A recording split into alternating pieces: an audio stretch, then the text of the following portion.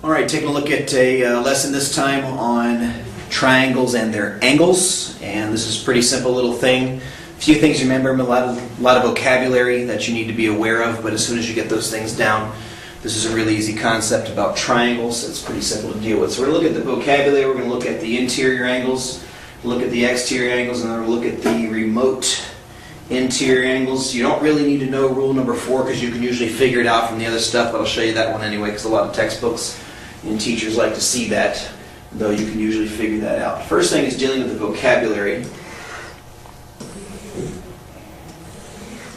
I drew a kind of extended triangle in order to show you all the different things that are involved here. So first I want to deal with the vocabulary. Obviously a triangle is a triangle. These things are called vertices. The corners are called vertices. All right? And then in here you have 3 angles that are on the inside of the triangle. Those are considered to be interior angles, the angles on the inside of the triangle. And a lot of times when you draw a triangle, you don't get these outer pieces, so this thing only has interior angles. So they're the angles that you're usually used to dealing with when you deal with a triangle. All right, the next one, and this is the hard one. This is the one that students have a hard time with because it seems like anything else on the outside should be exterior. It's not. You got to be really careful about which ones are exterior, and this is true not only for triangles but for polygons as well. Exterior angles are the ones that are attached to the triangle. All right? So this side is extended. This is the side of the triangle. This is an exterior angle. There are 6 of them. There are 2 at each vertex of the angles that are considered to be exterior angles. Right? That leaves 3 guys that don't have a name. They don't have a name. I don't know what it's called. In my teaching career, I've called these junk angles because they're the ones that just don't have a name.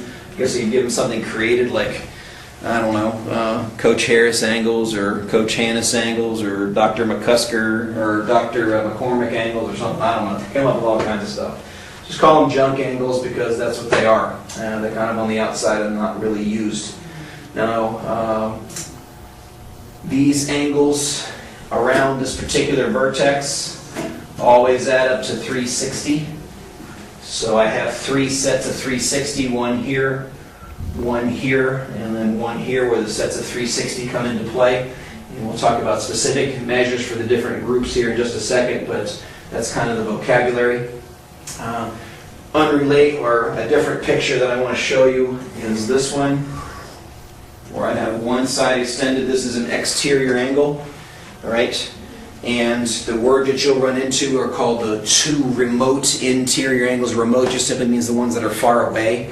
So the remote interior angles are the ones that aren't attached to the exterior angle. So if this is an exterior angle, this interior angle is attached to it, so it's adjacent. It forms a linear pair, and we already know what to do with linear pairs. It's not a big deal.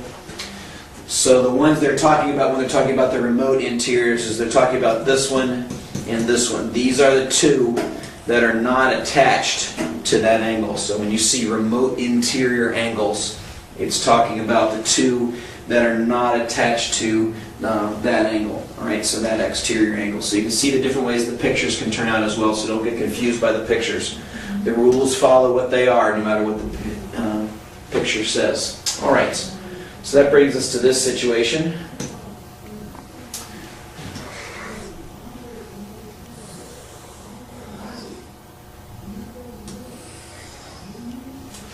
Triangle and interior angles, we've already identified what they are. This is a really simple rule. The interior angles add up to 180 degrees every single time. No matter what, the interior angles add up to 180.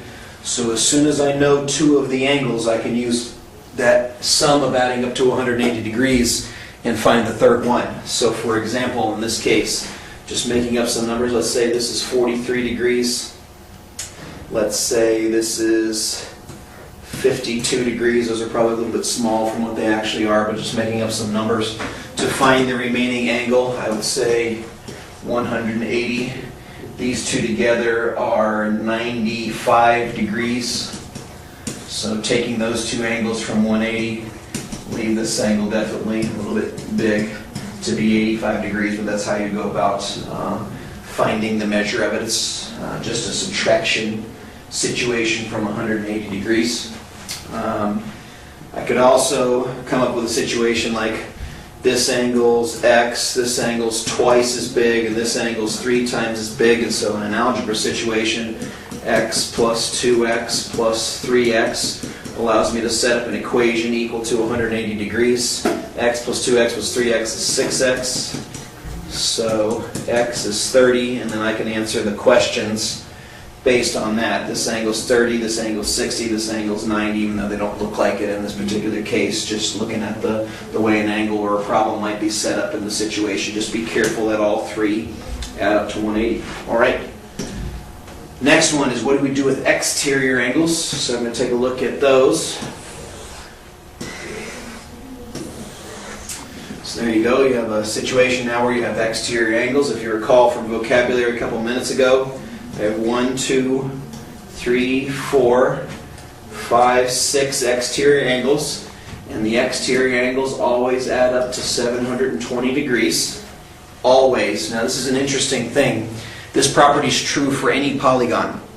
When you add up their exterior angles, no matter how many there are in any polygon, they always add up to 720. The interior angles change because you already know that a square has 4 90-degree angles. Those are 360. That's not the same as a triangle's 180. But the exterior angles would be the same. They always add up to the same thing.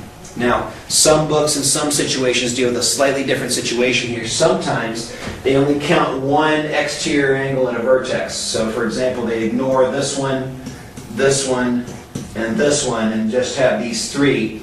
Since they're not counting the vertical angle, that means we're cutting it in half. We're no longer counting half of the angles.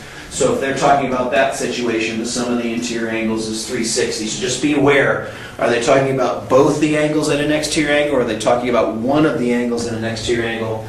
And so that can determine some of the things on the inside that, the sum of the angles on the outside. I said inside, but some of the angles on the outside in order to see what's going on with that particular thing. All right.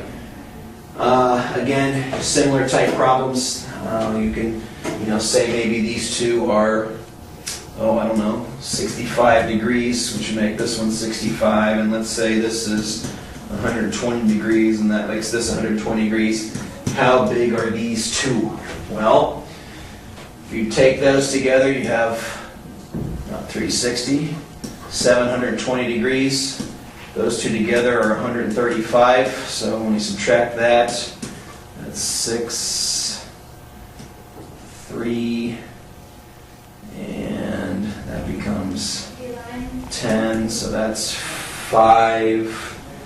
I did my math backwards here. That should have become a 1. So that 2 comes back there to make it 11, so that's 8. So that's 585 if I did my math right. Did something dumb there. Minus 120, that's 5, 6, and 4. Minus another 120, that's going to be 5, 4, and 3. So you have 345 degrees left for 2 angles. So if you divide that in half, 1, 14, 7, 2.5. Those would each be 172.5 degrees. There are obviously other ways that you can come up with the questions to have to be able to deal with this type of picture, but that's one way that you may have to deal with it. All right, and to finish up, let's take a quick look at remote interior angles. So say we have this situation, as I told you a couple minutes ago, our remote interior angles. This angle, call it angle dot, is equal to this one plus this one. Now, knowing your exterior angle rules, knowing your interior angle rules, you can usually come up with these questions without knowing this one specifically. But an exterior angle is always the same as its 2 remote interior angles added together. So if this were 48 degrees and this were 80 degrees, then the measure of this angle is simply 80 plus 48, which would be 128 degrees. Is what we have out here. All right, so 128 degrees is what that would end up being. Again, you can come up with all kinds of other problems with x's and y's and expressions and some algebra stuff that needs to go on. The key is being able to set up the question in the correct manner. So that's pretty much it about angles and triangles. Until next time, see ya!